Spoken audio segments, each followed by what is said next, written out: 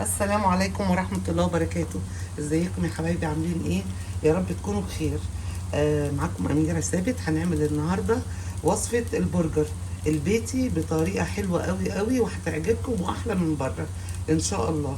معانا نص كيلو لحمة مفرومة، ومعانا كوباية كبيرة فول صويا. الفول الصويا ده حطيت عليها كوباية مية سخنة بتغلي، بتحطيه كده عليه وهو بيشرب المية وبيطرى، على اساس اللي احنا ايه ما نقعدش نعصر فيه، هو بيشرب الميه. ومعانا التوابل، بصل بودر، ملح، توم بودر، بابريكا، فلفل اسود. ديت التوابل هنحطها مع بعضها كده على اللحمه.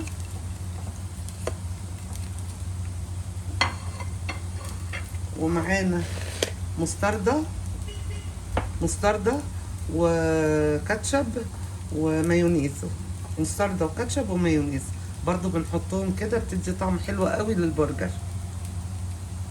ننزل كله كده.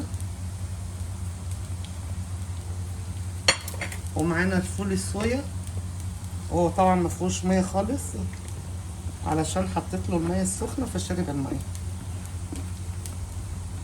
ونقلب بقى الخليط كله مع بعض كده، وبعدين نعملهم في الكبه. خليكم معايا، هاتي كده بس. نقلبه كله كده مع بعض، وبعدين نعمله في الكبه. احنا كده دعكناها كويس جدا. هنحط عليها، انا نسيت، توابل البرجر ديت حلوه قوي. بنحط معلقتين، هي الكيس لكيلو لحمه مفرومه، فانا طبعا عامله نص فهحط معلقتين كده، والنص التاني بعدين نبقى نعمله مره تانيه ونقلبه تاني علشان انا نسيت. وبعد كده هنعمله في الكبه وارجع لكم.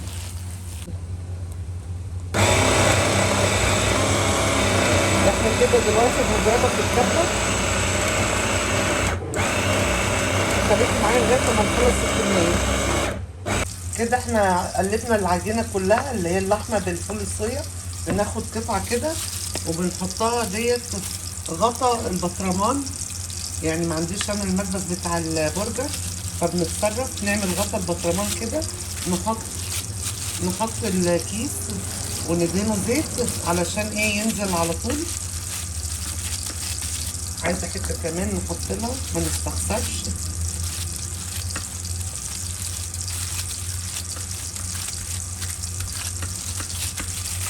بسم الله. نحط الثانيه. بسم الله. وناخد واحده كمان. بعد كده زيت في الاول. ناخد قطعه كمان ونروح حاطينها كده ونبسطها. مش لازم المكبس بتاع البرجر، يعني مش عايشين بيه، حاجات جديده بيطلعوها، بس انا والله نسيت اللي انا اجيب يعني، او مش في دماغي. طول عمرنا بنعملها كده. بس البرجر بيبقى في البيت انضف بكتير جدا من الجاهز واللي بنشتريه من بره. ديت حاجه انت عاملاها في بيتك وعاملاها لاولادك، فاكيد بتاكلي الحاجه وانت مطمنه. بسم الله. نقلب تخينه كده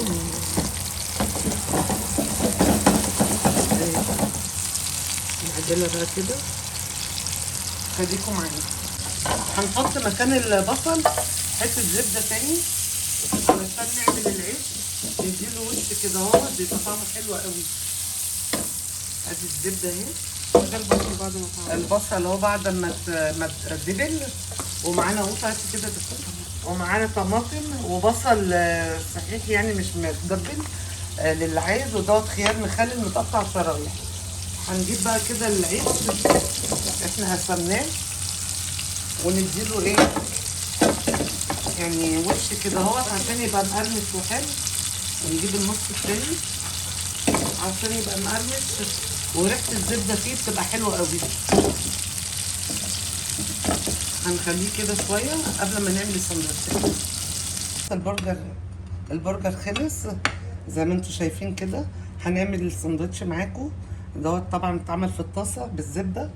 هنجيب البرجر وبعدين نحط عليها الجبنه ديت جبنه تعمل اللي هي بتاعت السندوتشات، طعمه او بريزدون اي حاجه يعني.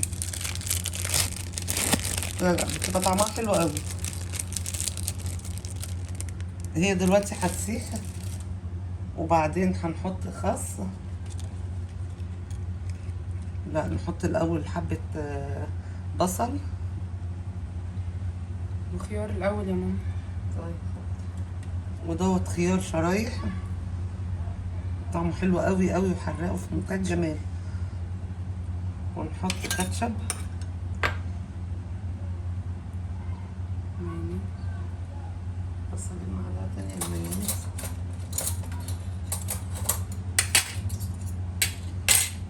ونحط مايونيز، كاتشب ومايونيز وبصل والخيار المخلل طماطم. ايوه كده، فكريني يا بسنت. وطماطم والخس بقى كده خلاص كفايه خس. عشان تشبعوا.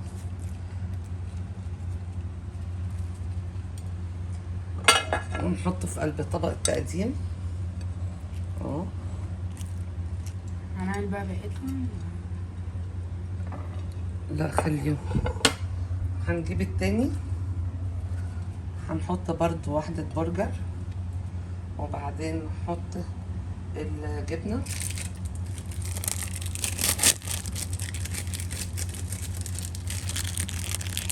نحط الجبنة كده، وبعدين نحط الطماطم، ولا نحط الأول الكاتشب. نحط الكاتشب الأول مع الجبنة كده، وبعدين نحط المايونيز. وعندنا الصوص بتاع البيك تيستي برضو بيبقى طعمه حلو قوي اهو.